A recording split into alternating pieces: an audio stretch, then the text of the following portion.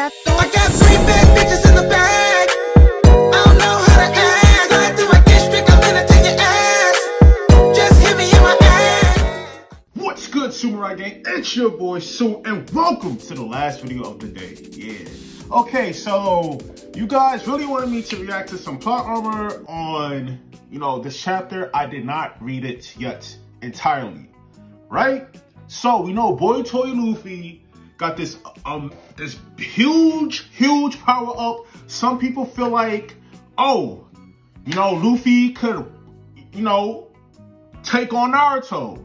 Ever since he lost Kurama, of course. Not when he has Kurama, but when he lost Kurama. And I'm like, I'm kind of in between. I gotta see what, Luffy could do. Feel me? Or at least Boy Toy Luffy could do. Feel me? All right.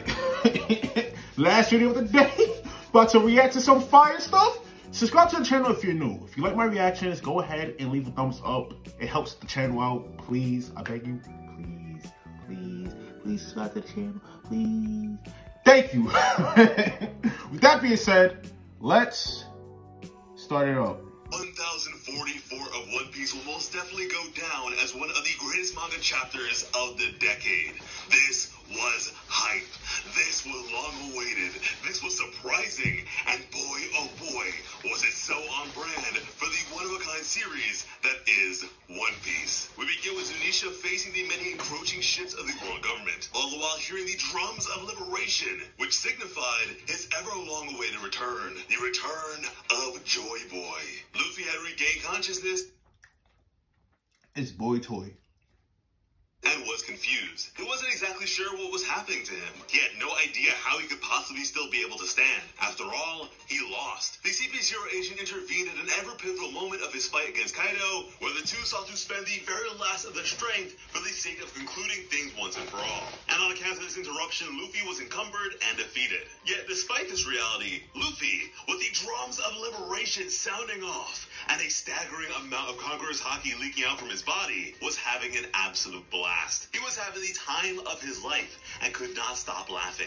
Meanwhile, Momonosuke was visibly shaken by the revelation of Zunisha that Luffy is in fact Joy Boy, a statement which Yamato too would be shocked by, and rightfully so. After all, Oden's journal placed a great deal of emphasis on the importance of Joy Boy and his fated return to the world. So much so that Oden made it his objective to open the borders of Wano for Joy Boy's sake, a prospect which only just recently, 3 chapters ago, Momonosuke was very much wrestling with. Without the full picture, without knowing what Roger and his crew saw on the final island, the details of which his father annexed from said writings, mind you, Momonosuke was not sure about opening the borders as he feared the idea of exposing the people of Wano, his people, to any more danger. So to now know who Luffy truly is, I'm sure will be a major development for him on that front. From there, we would be taken to the Pleasure Hall, where we would find Sanji, who, like Luffy, had recently regained consciousness. He had previously defeated Queen and was presently being Didn't my boy Luffy die, bro? So wait, I'm confused. So like, and of course I will go back and read it so I can actually understand what's going on. Usually I just get my information from these videos and they make debates. but like, I thought he, died. But, people tell me, oh, well, there's multiple times where Luffy died and, plot armor saves his ass. So I'm like, okay, cool. I'm perfectly okay with that. That's fine. So the whole Boy Toy thing, I said Boy Toy, Joy Boy, my fault, Joy Boy thing. That's a tongue twister. Ew, I don't like it. It makes me mess up my words. I don't even know what I'm trying to say anymore. To by the woman he had saved from the All-Star. Sanji was panting and out of breath, but would be alerted to Luffy's presence by way of observation haki. And the same would ring true for those battered on the life floor, such as Kid, Law, Hyogoro, and Marco. And Marco would be the one to... Hey, if you got this far in this video, bro, I'm gonna need y'all to say Lelouch. Say Lelouch. I mean, it's really say, nah. 5th gear Luffy. 5th gear Luffy. Have you seen 5th gear Luffy? Huh? Did you see 5th gear Luffy yet? It's Joy Boy. He solos all of anime. That's what y'all came in my live stream saying, bro. That's what y'all said in my live stream.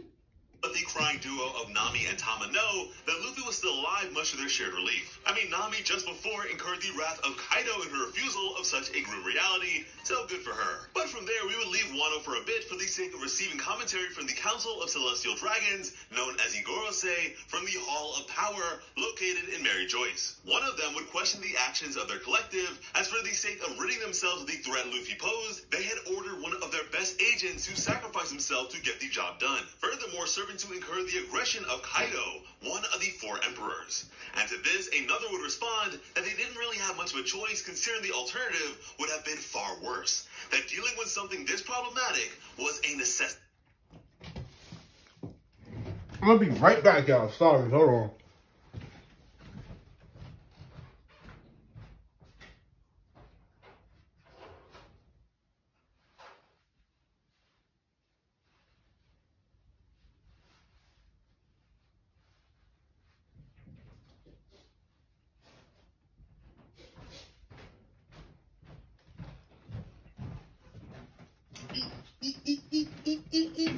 Okay, I'm back. Sorry for that. Okay. So yeah, with Luffy still being very much alive unbeknownst to them, you heard it straight from the horse's mouth. The world government is in big trouble. Wait, is he alive because of Joy Boy, or is he alive because he just woke up? Again, I haven't seen the chapter yet. So after this video, I'm gonna go back and read it so I can actually understand thoroughly. As is, the worst case scenario is coming to pass against them. These guys pledge their allegiance to the present holder of the empty throne, the ever-mysterious sovereign, Imu, the likes of which very clearly perceives Luffy, among some others, to particularly be a threat. For them to so suddenly decide to target Luffy with this much emphasis and fail, likely will not reflect well on them and their capabilities. With that, another will let it be known that regardless of the era, the world government has perpetually, over the course of 800 years, failed to acquire Luffy's fruit, the Gomu Gomu no Mi. And now with that, I have to wonder if this also means that outside of Luffy, there hasn't been a possessor of the fruit since Joy Boy proper. Yet even still, I don't think this... Oh, so Joy Boy is originally the one with that fruit that Luffy has. So, like, is it like Naruto in a way? Like, is it like chakra, like where the fruit will just like pass down to the next person and whatnot if they like deem them worthy enough to like have it? Or is it like, well, no, not like Naruto, but like Thor's hammer, where like only worthy people could like have, you know, this devil fruit or something like that. Is it like that? Because if it is, that's crazy. So in 800 years, nobody else has even touched it. That's crazy. So like when Luffy dies, eventually, like he's going to be reincarnated to somebody else's body, like when they're dying, to help them out or something like that. Because that's what happened. That's what it looks like, you know? Inherently needs to be the case. I mean, all things considered, it would appear that it is the awakening of the fruit that truly incurred this concern. A devil fruit awakening is rather clearly an exceedingly difficult feat to accomplish, the likes of which have only been achieved by a small handful of known figures, the difficulty of which appears to vary from fruit to fruit. And since Luffy has been exceedingly creative with his abilities since the very beginning, yeah, I'd imagine this one in particular is in a whole new league of its own. The devil fruit's evasion of the world government would be likened to it purposefully keeping away from them, which was certainly a possibility, as according to them, all Zoan fruits possess a will of their own. And furthermore, Luffy's in particular possesses the name of a... Look, Nubia, we don't have anything. Man, relax, Proud. We gun jacking. We in the rap. Odd. And here's where things get even crazier. Now, see, I want people to be extremely careful when using that term God, because then everybody's going to be like, oh, Sue. There's a God in One Piece now. There's a God in One Piece now. So, technically speaking, Luffy could one-shot Naruto. Luffy could one-shot all of Naruto. It's going to get crazy. So, the Gomu Gomu no Mi name has been a cover all along. As in reality, as if it being a Zoan-type fruit instead of a Paramecia was not shocking enough, it is actually a mythical Zoan fruit, the Hito Hito no Mi, which is a human fruit, the very same possessed by a fellow Straw Hat, Chopper, but this one is modeled Nika. which is only made that much crazier when you remember that the sun god Nika, according to Who's Who, was a legendary liberator of slaves. Now, the last time the royal government got a hold of the fruit was when Who's Who was a Cypher Pole agent and was in charge of transporting it, only to then be raided by the likes of Shanks, losing the fruit, and furthermore being imprisoned by the royal government for his failure. And that's despite his history with the royal government and him having potential that rivaled the likes of Rob Lucci. What was likely an attempt to sweep the incident and, more importantly, the importance of the fruit under the rug. The royal government largely seeks to control the narrative and spread of information. And so, feigning indifference in regards to what is otherwise a generational concern of theirs, along with the unadulterated records of the past inscribed on the poneglyphs, is arguably the best they can do. Speaking of which, how crazy would it be if Luffy can suddenly read these things now that he is Joy Boy? But now, on the front of Luffy's fruit, in fact, being a Zoan type... So is he... Because he said that he's Joy Boy, so is he like he takes all of Joy Boy's powers, or like Joy Boy is a separate entity that's taking over Luffy's body, which keeping him alive? I don't know which one. I don't. The question of why Luffy has not been able to transform into both hybrid and full animal forms may arise. However, in the case of mythical Zoans, they may at times defy the established order, as if you consider Sengoku and his version of the Hito Hidoromi, which is modeled Daibutsu, or Giant Gold Buddha, he has only ever displayed his full flesh transformation. Also, it could be argued that Luffy has been working his way towards this reality right before our very eyes by way of his fiery red hawk attacks. Now, I'm sure plenty of people will be confused by all this, as if the royal government is so concerned by this power, then why haven't they dealt with Luffy accordingly, considering how long he has been in the game? Well, they have for years known Luffy to be in possession of the power, and admittedly have sought to take him down on several occasions as they would any other troublesome pirate. But a direct decree to have Luffy dealt with would draw too much attention, cause too many questions, and incur the bubbling of the very issue they would very much rather avoid. At least by knowing who was in possession of the power, they would be able to keep tabs on it as they have. On top of that, this information is highly classified, to the point where even the upper echelon of the Marines have no idea about its true capabilities. I mean, how could they? Such a truth would undermine hundreds of years of rulership. But obviously, with Luffy achieving... Notice how Joy Boy or Sun God Nika looks exactly like Luffy. But he was here first, right? We only seen it from Luffy's point of view. So we're going to be like, oh, well, in my personal opinion, I'm like, oh, well, I only seen Luffy first, right? I seen him first, so I'm like, oh, y'all basically copy and paste and made Sun God Nika based off Luffy. But I mean, I guess it's cool. I mean, I'm just saying, because we only seen Luffy first. We didn't see no Sun God Nika first. So, like, you know what I'm saying? So, yeah. Greater and greater feats of strength, even now going blow for blow against some of the most powerful figures in the world, the threat of him achieving the true power of the fruit has become too great to be ignored. In fact, it's more than likely that the pirate Shanks sought to discuss with them during the reverie was Luffy, and the increased concerns of him awakening such a power. I don't think I'd be able to cope with Shanks being a rat or anything, so I'm just going to cling on to the hope that he has an even grander agenda beyond this, that is to blame for such transgressions. And now, mind you, I don't for a second believe that Shanks is the one who has informed the five elders about the fruit's true capabilities, as they seem to instead possess a long-standing understanding of this truth, enough to even have its name changed to something else, which is straight up unheard of. Killing Luffy in such a way in front of Kaido of all people, who most definitely longs to be Joy Boy himself,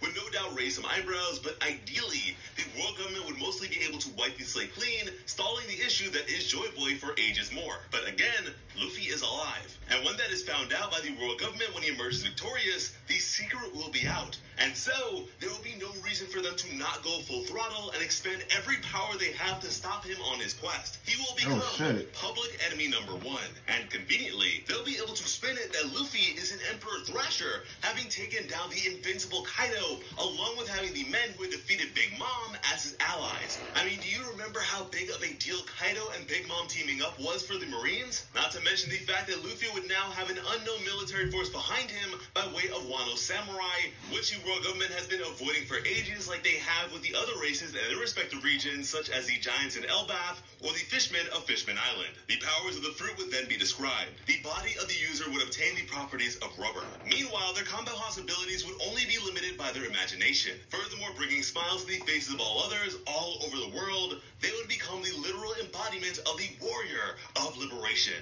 the sun god Nika. Now, when it comes to awakening, the user's strength is increased exponentially, and they go on to have even more freedom, which was already be so excessive, claiming it to be the most ridiculous power in the world. Which, in the world of One Piece, is certainly no small feat. Ridiculousness expands well beyond any sort of barriers posed by devil fruit classifications. I mean, compare this to the likes of the late Whitebeard's fruit and Blackbeard's current fruit, the Gura Gura no Mi or Tremor Tremor fruit. This thing is largely considered to be the strongest Paramecia-type devil fruit, revered by Sengoku to have the power to destroy the world. Meanwhile, ridiculousness is the unexpected, the incalculable, the bizarre, and the unknown. For the longest time, Luffy's fruit has been considered capable and cool, sure, but now we know for a fact it is something to be feared itself, because there is nothing more Hiyori. Orochi, the stinking worm, would say anything possible to appease Hiyori for the sake of her aid. He'd speak of admiring the late Odin, whom he had betrayed, claiming all the bad to in fact be Kaido's doing, as he was merely a pawn being used. He'd speak of the two running away together, as Hiyori would continue to strum her instrument, responding with the fact that after disgracing himself by deceiving a samurai to whom he owed everything, nobody would ever trust him. Meanwhile, her father kept his promises. For 5 dreadful years, he paraded himself as a fool before the people of Wano, believing the tyrants to eventually honor the agreement they made in secret in regards to the liberation of Wano.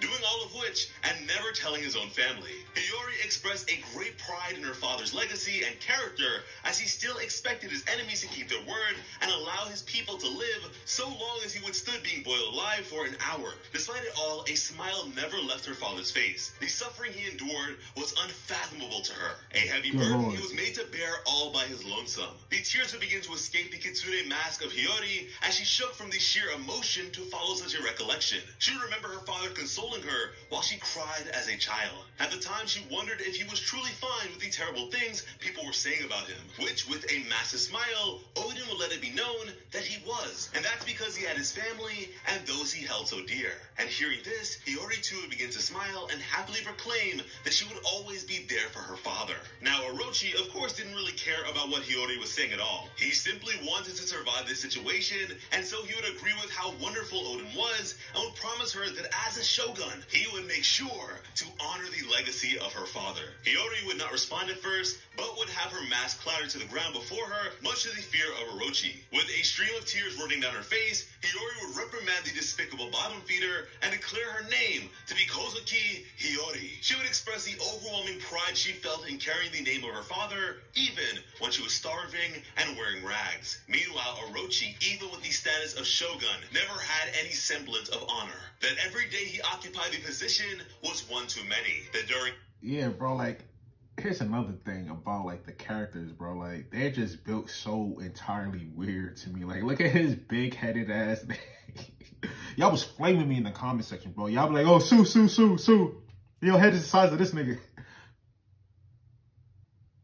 His time, countless people had lost their lives. And man, Orochi was thoroughly terrified here. He would beg her to hold on a moment as she was no longer sitting, telling her to not do something that she would later regret. And he would, ironically enough, say that seeking revenge is a dated ideology, which is rich coming from the guy who indiscriminately punished all the people of Wano on account of his family's persecution when he was a boy. Orochi would also say that killing him would be pointless anyways since Kaido was still an issue, and he was unbeatable. Orochi is like Usopp with none of the charm or redeeming qualities. At this point though, Kazenbo, the final gambit of Kanjuro, would inch its way towards Orochi, calling out to him and admitting its failure. Its power was very clearly waning and on the verge of concluding. Orochi was delighted to see this thing, stating that this was the perfect place for Kanjuro's final performance. It commanded to incinerate Hiyori immediately, all the while taunting her after only just kissing up to her. However, the creature would instead call out to his leader and continue to approach, going on to ignite the villain, causing him immense pain. From which point, as she observed the scene,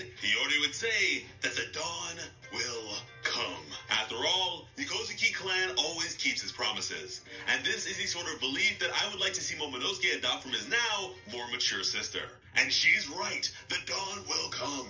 The drums of liberation will continue to beat as the moon remained way up high. Luffy would leap up into the air, being illuminated by its light. He felt like anything was possible now, that he could keep fighting a bit longer, and also that his heartbeat sounded funny. Now there's a good deal to unpack with all this. Firstly, contrary to the concerns of some, it's not as if Luffy's consciousness has been overridden by another entity. No, he is very much still in the driver's seat despite these newfound capabilities. Okay, so I'm over here thinking that Luffy is no more. Joy Boy has taken over Luffy. And that's what it is, right? So scratch out the whole reincarnation thing, like where if, okay, Joy Boy died, he passed his powers on to this fruit or whatever, and then Luffy somehow got it. I don't remember how. My knowledge on One Piece is very scarce, so please bear with me.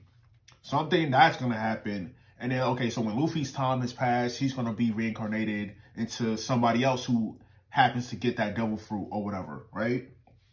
So I'm thinking it's gonna go around like that.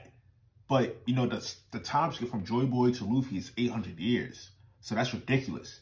So now that I know that Joy Boy it's really just Luffy, but he just has Joy Boy's powers, I'm like, okay, so he just got a massive amp, and that's it. Okay, cool. And on top of that, Luffy, by saying this, further corroborates the prior sentiments of the Five Elders, as truly, the possibilities are now endless. Luffy could already do so much previously and was only limited by his creativity. To have access to even more freedom than that sounds insane, and I cannot wait to see it. However, he does mention being able to fight for a bit longer. It's important to remember that this is the very first instance of him using the power at all. So we shouldn't expect to see the full extent of what it is capable of just yet. For us, I just got a question.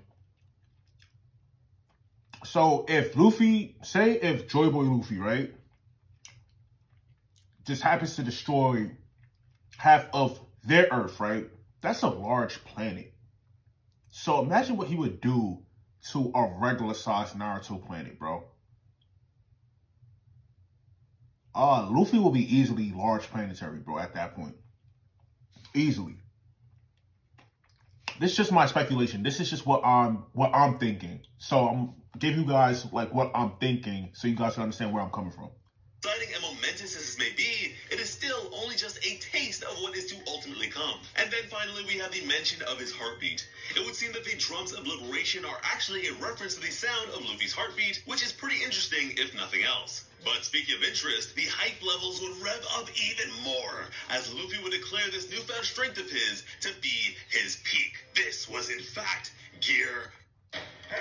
We love what we do. Time's tough, but healing animals actually helps heal the community. Fifth, that being Also, fifth gear Luffy, Sun God Luffy, Joy Boy, Boy Toy Luffy finally got his fifth gear. Amazing. I'm happy. Now I must start hearing comparisons and whatnot. So hurry up and say what you got to say in the comment section, bro. Instead, we have been able to see how much Luffy's been able to do with his other gears. Wait, so can he still use gear 4 with the sun with his gear 5? Like, is that a thing? Like, can he do that? Like, can he like combine Snake Man with his Sun God form or Joy Boy form? Like, can he do that? Like, that would be elite. Imagine him with like golden rubber hair or whatever, with Snake Man body type. And how greatly they have differed from their early appearances till now. Gear second previously required Luffy pumping his legs to increase his blood flow, whilst expending a whole lot more energy and oxygen, which tired him out severely. Later, Luffy became able to use the technique incrementally for the sake of momentarily incorporating it into specific moves for the sake of limiting his energy expenditure. Not to mention he could now induce the very same pump effect from any of his limbs. Gear third was riddled with issues ranging from a decrease of overall movement speed, adverse deflation effects, and most problematic of all, the extreme shrinking of his body in its aftermath, all of which later went on to be resolved. It may now also be used defensively and in tandem with armament hockey for even more devastating results. And okay. Oh my goodness, we could talk about the development of Gear 4th from Bound Man to Tank Man to Snake Man all day. Point is, despite it being his peak, Gear 5th's potential is limitless, so it is the equivalent of saying your pinnacle is infinity. And good lord, is Luffy powerful. Now, see, hold on, right? That's where, you know, you're going to have the fans start saying, oh, Luffy's infinite. Luffy's infinite. Luffy's infinite just because Plot Armor said so. And then I'm going to hear a whole bunch of theories, not even facts. I'm going to hear a whole bunch of theories and debates about how infinite Luffy is. I'm going to hear a whole bunch of hoopla. I swear to God, that's really how fans, they get overhyped, and I get it. I understand. Calm down. Let's see what he can do first before we start saying, oh, he's infinite. Or he got infinite energy, or he got infinite hot. Like, let's relax. Calm down. I'm not sold yet. You got to show me some things first before I'm sold. It's like in Fire Force. I was sold when Arthur cut the planet in half. I said, you got it. You got to show me some things first. His Conqueror's Haki would continue spilling out and seep into the live floor to the shock of everyone. Several of Kaido's men would suddenly begin to pass out from the power, and this truly caught Kaido off guard. He would look up, and you could see the fear and concern in his eyes. He saw and felt something, but was completely unsure what it even was. The faint silhouette of a figure could be seen amidst the smoke and crackling Conqueror's Haki, and with that, the beast pirates were dropping like flies, which was actually pretty great for our remaining forces, as it thinned the herd of would-be assailants, like those hoping to claim the heads of Law and Kid as the men who defeated Big Mom. But from above, it would be the hulking hand of Luffy to grab hold of Kaido like a toy, much to the astonishment of everyone. Law, Kid, and Chopper included. Luffy's grin would be massive, and just like that, Kaido would be tugged right back to the roof with incredible speed and force as his eyes popped out of his head in especially cartoony fashion. And don't worry, there is plenty more where that came from. Luffy would wrap one arm firmly around Kaido as he would flex the other one like Popeye the Sailor Man after some spinach, or after he had... Oh, this man's a whole parody character now, bro. Good lord, this nigga's Popeye. He's Popeye. That's crazy. This man really turned into Popeye. That's crazy. Water following his confrontation with Crocodile and Alabasta. And like a page out of Captain Underpants, Luffy would whirl Kaido around and around. And all the while, he... Yeah, he's a whole parody now, bro. Oh, God. Yeah, he might be infinite. I don't know. Buffed up similarly to his size during Gear 4th Bound Man. Luffy would then proceed to slap Kaido onto the ground repeatedly, which was just like watching Tom and Jerry. He was downright clobbering Kaido and causing him immense pain as blood would spew from his draconic maw. All the while, Luffy was having a blast, and despite breathing heavily... So basically, he could use all his past Gear's abilities in this fifth form. Oh, shit. He won't even need to transform into none of his other gears because he got the fifth one and they could basically do everything that his other gears could do. So he don't really need the other gears no more. That's crazy. He was laughing like crazy while stars whirled around Kaido's head. That being said, Kaido, too, was very happy to see that Luffy was still alive. After all, he was having fun fighting him, too. From which point, he would blast off with a breath attack. All the while, Luffy was having such a good time that he was literally on the floor rolling with laughter. However, his haki would alert him to a bit of incoming danger, and so he would leap up with his eyes jettisoning out of his head with his mouth agape. And in quick response, Luffy would then exemplify the true extent of his newfound power by gripping firmly onto the ground as if it were putty, only to then lift it up in a curving motion. The strain of which was certainly immense, but like the unfurling of a bedspread... Oh, nah. He's really a cartoon character now. He's not anime no more. Wow. But had it bounce Kaido's attack back at him, which Oni certainly was not expecting at all. After all, this opponent he had gone up against for so long was now using entirely new and unpredictable tricks. Truly, the Gorosei were not kidding. This power of his is ridiculous, and no doubt the creativity of Oda is the stuff of legend, so there is truly no greater title to possess. And after giving Kaido a taste of his own medicine, Luffy would again erupt into laughter, from which point we would get a really good look at the entirety of Luffy's new form, Gear 5th. And it is so cool. This man's hair is fiery. His shirt appears to have changed color since it is no longer colored in with the... Hey, this man got a Super Saiyan transformation. I knew it, bro. Nigga's hair went from black to blonde. Look at that. Look at that. Look at that, bro. Look at that, bro. I swear to gosh. I swear to gosh. I didn't say God. Gosh. tones and is instead kept light. Not to mention what are perhaps like nimbus clouds lighting his body. Oh. Somehow managed to create a cross between Sun Wukong and classic slapstick cartoons and have it be one of the most hype reveals in shonen history. This is just perfect and truly encapsulates the ridiculousness of not only the power, but the entirety of One Piece. And something that truly warms my heart is the fact that the final words of the late Whitebeard only ring true that much more now. At the time, Whitebeard not only let it be known that Blackbeard is not the man Roger was waiting for, that he is not Joy Boy, but in the very next line, he proclaimed that just like there are those who have inherited Roger's will, someone will eventually do the very same for his son Ace. That you can sever bloodlines all you want like the Marines sought to do by killing the son of the Pirate King, but their flames will never be extinguished. Emphasis on flames. That such a reality has been passed down since ancient times. That one day, sometime, a person will arise to challenge the world and shoulder centuries of its history. And Luffy is doing all those things, even more so thanks to his fiery form, very much like his brother Ace. Kaido would apologize to Luffy for the actions of the CP0 agent that interrupted their bout previously, but Luffy was not bothered by it. He'd widely smile with his eyes and eyebrows now visible, letting Kaido know that it's about time they concluded things. Which is so exciting, because it looks like we will need to be prepared for yet another 10 out of 10 chapter after this one, since the next issue of One Piece will have a color page and be featured on the cover of the magazine. Oh, and speaking of, there are plenty of instances. My boy got a Super Saiyan transformation. Good Lord.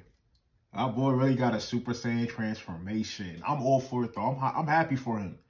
I'm happy for him. I'm happy for him. Go ahead. Do your thing. Do your thing, kid.